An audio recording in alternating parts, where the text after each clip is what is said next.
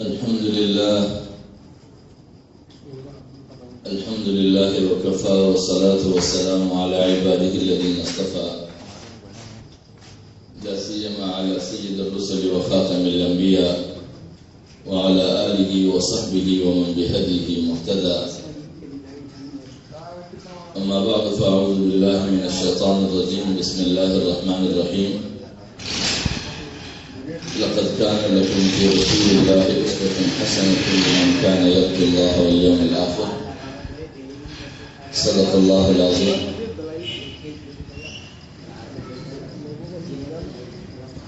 میرے انتہائی قابل قدر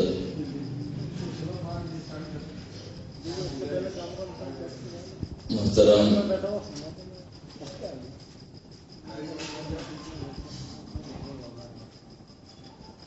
صدر تحصیل لطیف آباد اور ناظم عمومی مولانا عبداللطیف صاحب اور دیگر معززین اراکین اور سامعین گرامی، عزیزان محترم، آج کا یہ پروگرام نبی اکرم صلی اللہ علیہ وسلم کی سیرت مبارکہ پر منعقد کیا گیا ہے۔ قبل اس کے کہ اپنی گفتگو کا باقاعدہ آغاز کروں، ایک بات کی وضاحت کرتا چلوں کہ میں باقاعدہ خطیب نہیں ہوں، نہ کوئی شعلہ بیانی کبھی سیکھی ہے، نہ سیکھنے کی کوشش کی ہے، نہ شعلہ بیانی آتی ہے، نہ کوئی مجلس گرم کرنے کی کوئی سلیقہ اور صلاحیت ہے۔ بہرحال سیرت کے حوالے سے کچھ باتیں عرض کرنے اور اپنے دانش کے مطابق سمجھانے کی کوشش کروں گا۔ آپ حضرات کو بھی باقی کوئی تکلیف نہیں دوں گا، کوئی داد نہیں مانگوں گا، صرف توجہ رکھیے تاکہ میں اپنی بات سمجھا سکوں۔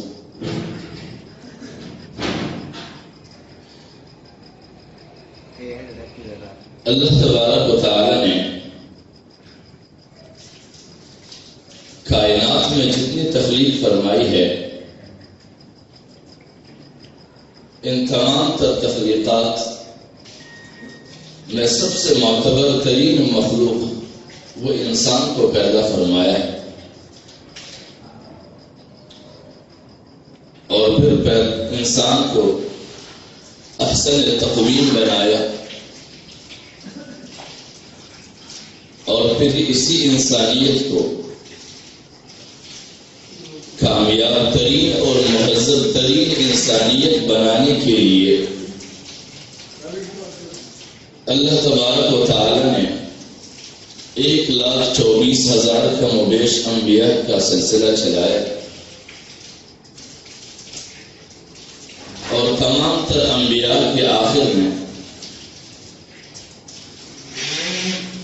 سرور کائنات سید الانبیاء والمرسلین حضرت محمد مصطفیٰ صلی اللہ علیہ وسلم کی بعثت فرمائی۔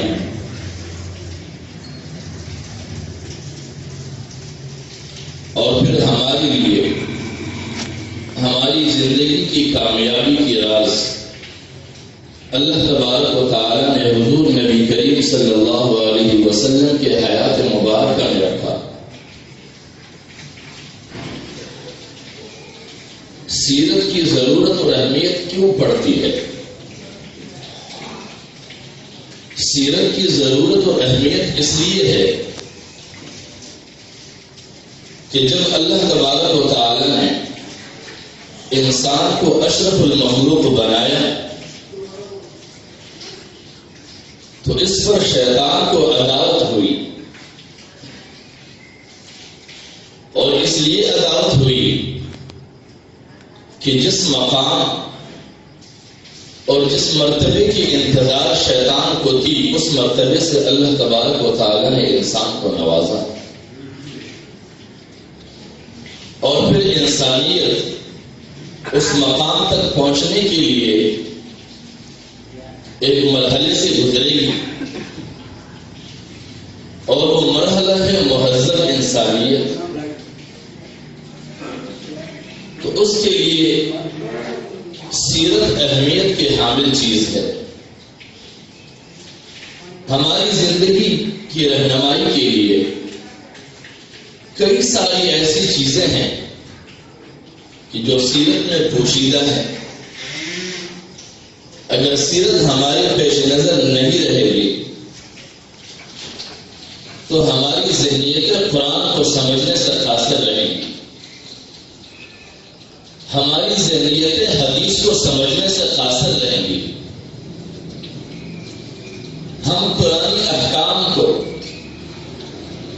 اپنے عملی طور پر زندگی میں حصہ دینے میں ناکام رہیں گے، احادیث مبارکہ پر عمل کرنا دشوار رہے گا۔ لہذا قرآن اور حدیث پر عمل کرنے کے لیے سیرت کا معلوم کرنا اور سیرت کا سمجھنا اہم ہے۔ لیکن عام طور پر سیرت نگار حضرات جو سیرتوں کو مرتب کرتے ہیں اور لکھتے ہیں،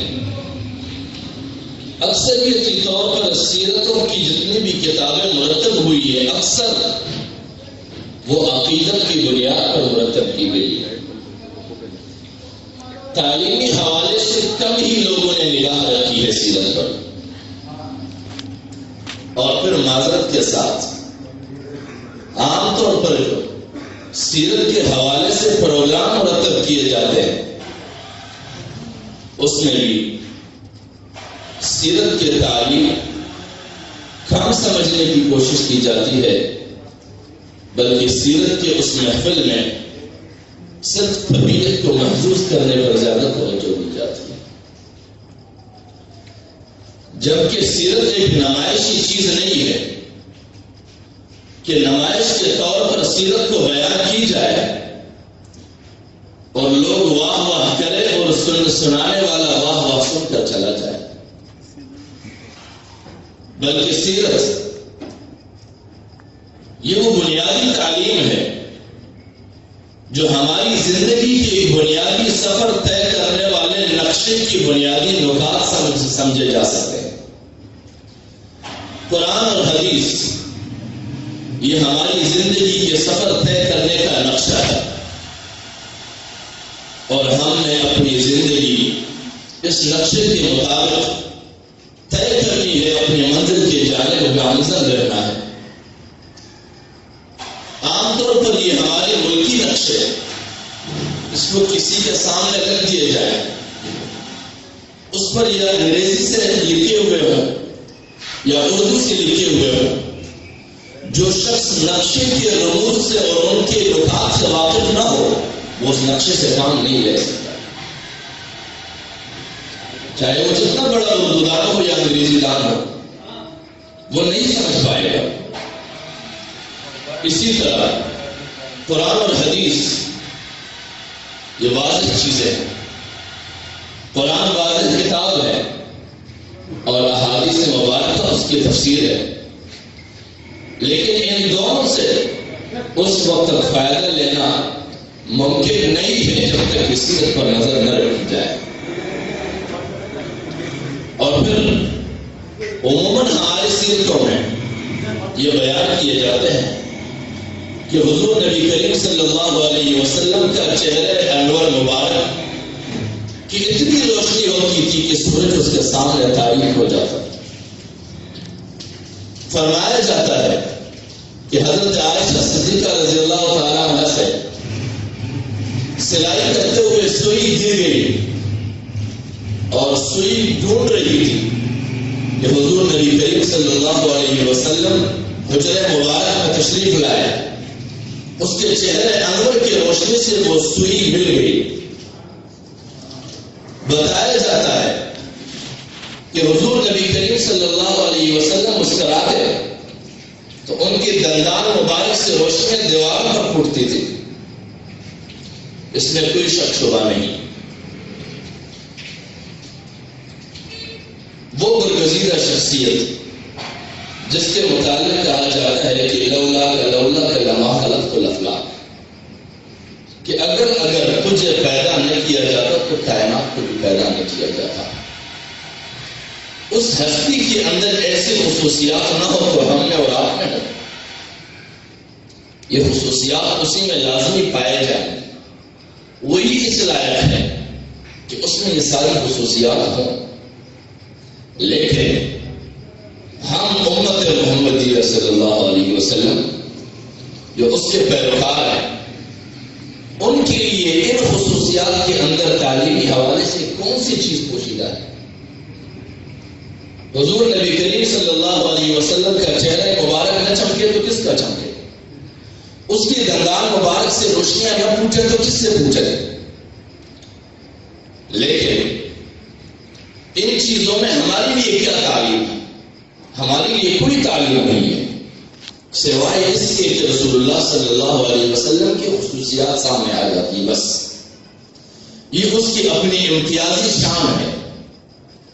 جبکہ ہمارے لیے اس دور میں نبی کریم صلی اللہ علیہ وسلم کے تعلیمی پہلو کی ضرورت ہے. ہم جن حالات سے گزر رہے ہیں یہ تاریخی کلمات کا دور نہیں ہے. یہ دور سیرت کو سمجھنے کا ہے. حضور نبی کریم صلی اللہ علیہ وسلم کی تعریف ایسی ذات نے کی ہے کہ جس نے کائنات کو پیدا کیا ہے وہ ہماری تعریف کے محتاج نہیں ہے. اس کی تعریف اللہ رب العزت نے فرمائی. جس کی تعریف اللہ فرمائے اس کو ہم جیسوں کی تعریف کی ضرورت نہیں. ہمیں ان کی تعلیمات کی ضرورت ہے کہ ہم ان کی تعلیمات کو سمجھیں. اور پھر ہماری سیرت میں ایک اور بھی پہلو ہے کہ جب رسول اللہ صلی اللہ علیہ وسلم کے حیات مبارکہ کو بیان کرنے لگے تو اس سے پہلے ہم یہ کوشش کرتے ہیں کہ اس وقت کے عرب تمام تر قبائل کو اور مکے کے آس پاس کے باشندگان کو اور مکے کے باشندگان کو انتہائی حقیر اور ذلیل کر کے پیش کریں. انتہائی حقیر اور ذلیل کر کے پیش کریں.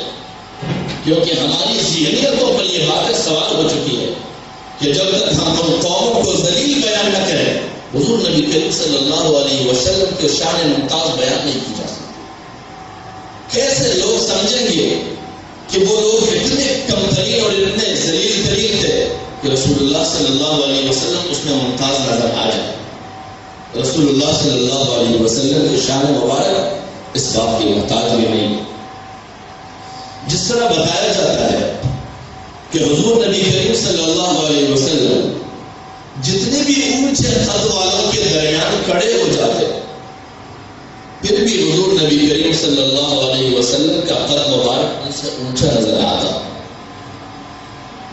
اسی طرح حضور نبی کریم صلی اللہ علیہ وسلم کے زمانے کی معاشرت اس کی گرد و پیش میں رہنے والے قوم جتنے بھی اچھے لوگ ہو جتنے بھی بہتر لوگ ہو نبی کریم صلی اللہ علیہ وسلم کا شان پھر بھی اس میں زیادہ ممتاز رہے گا کیونکہ وہ سارے ہی لوگ حضور نبی کریم صلی اللہ علیہ وسلم کو صادق اور امین کے لقب سے پکارا کرتے تھے.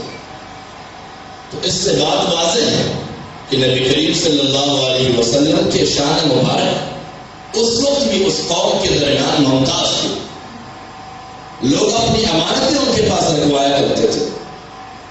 اور ایک بات یہ کہی جاتی ہے کہ اس وقت اس قوم کا اتنا برا حال تھا کہ اس میں ہر شخص اپنی بیٹیوں کو زندہ درگور کیا کرتے تھے.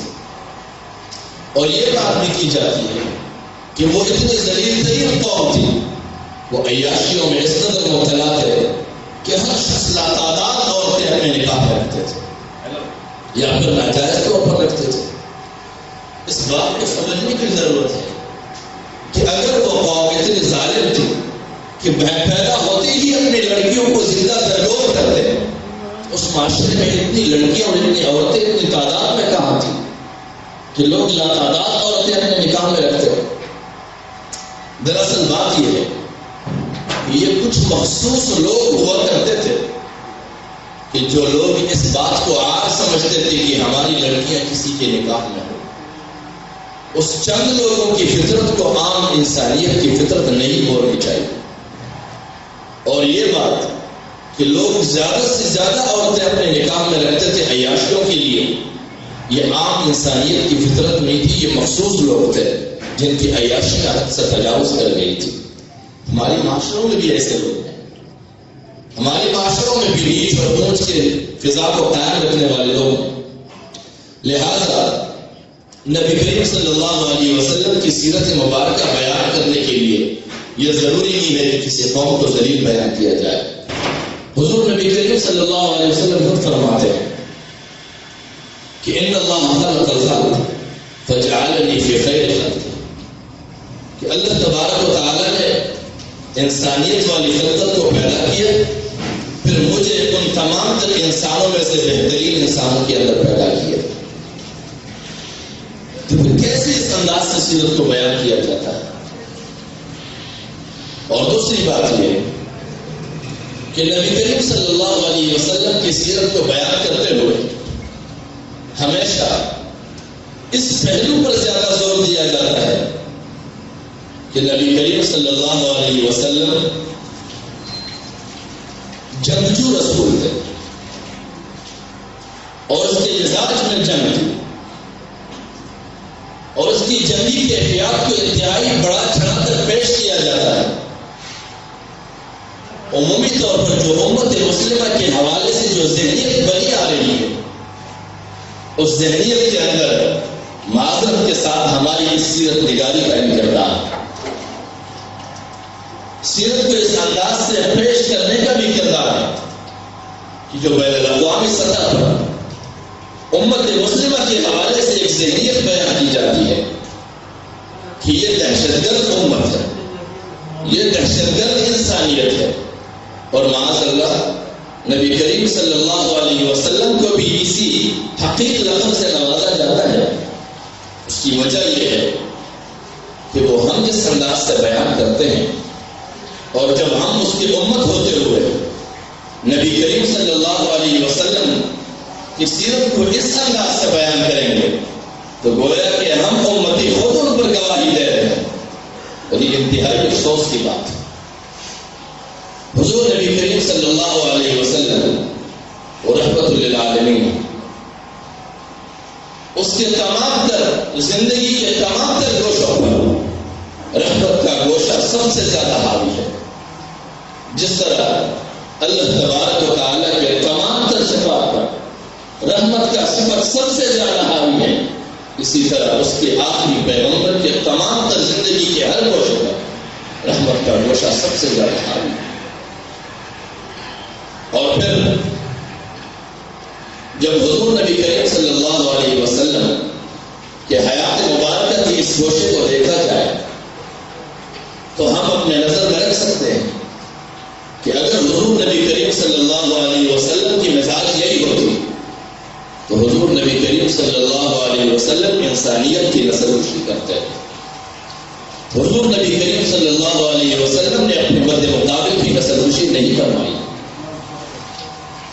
حضور نبی کریم صلی اللہ علیہ وسلم نے شرائط اور اصول کو پیش نظر رکھا کہ عورتوں کو قتل نہ کیا جائے، بوڑھوں کو قتل نہ کیا جائے، مریضوں کو قتل نہ کیا جائے، بچوں کو قتل نہ کیا جائے، میدان سے بھاگنے والوں کو قتل نہ کیا جائے، جنگ سے بیزار ہونے والوں کو قتل نہ کیا جائے۔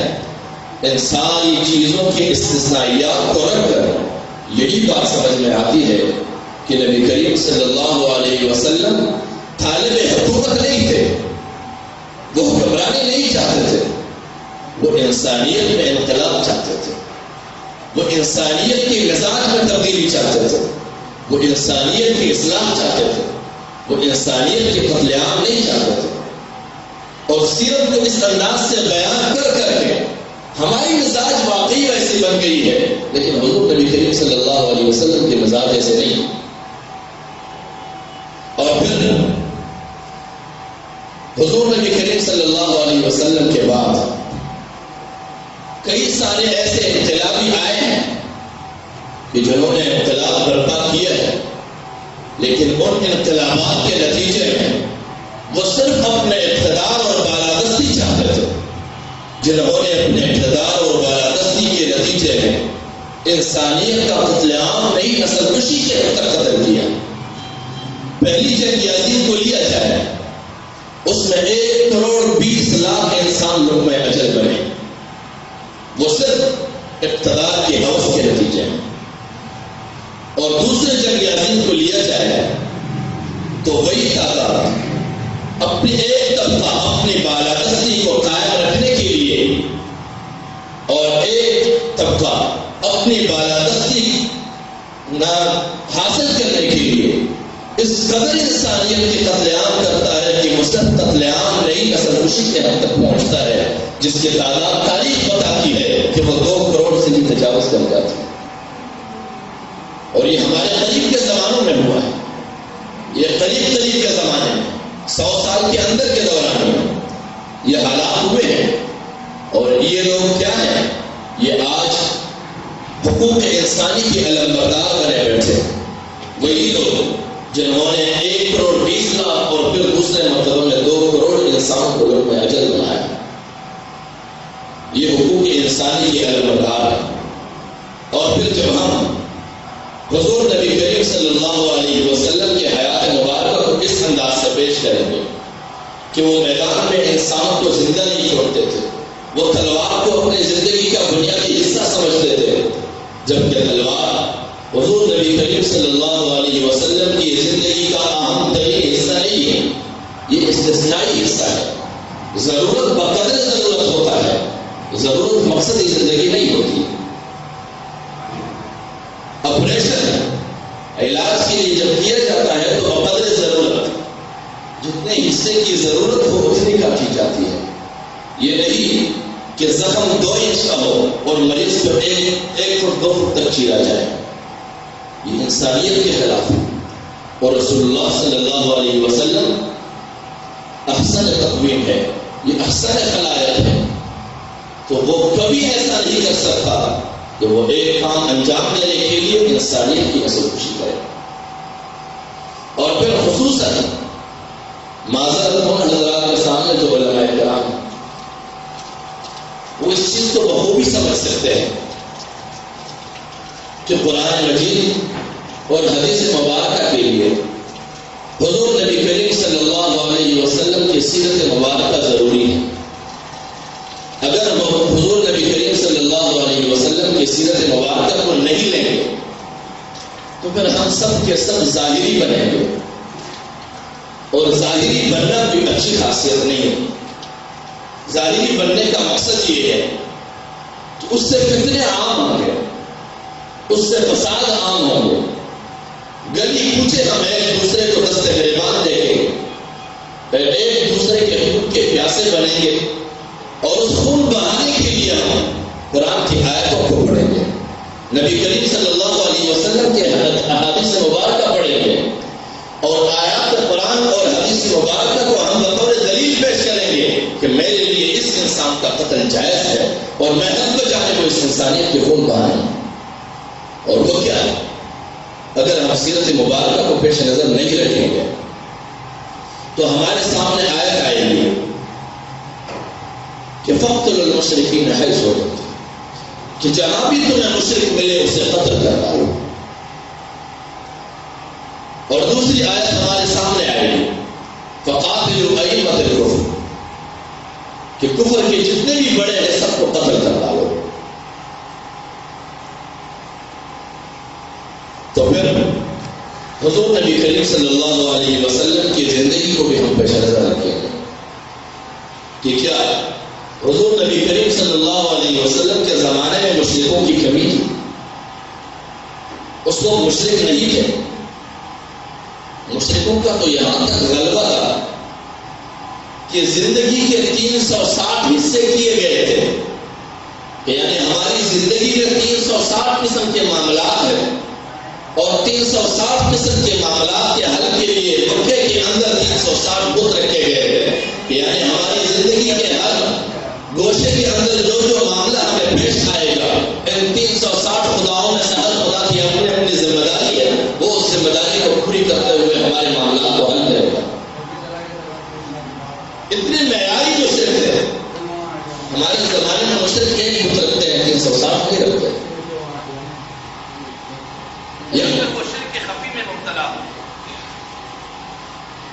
ایسا شرک ہوگا تو ہم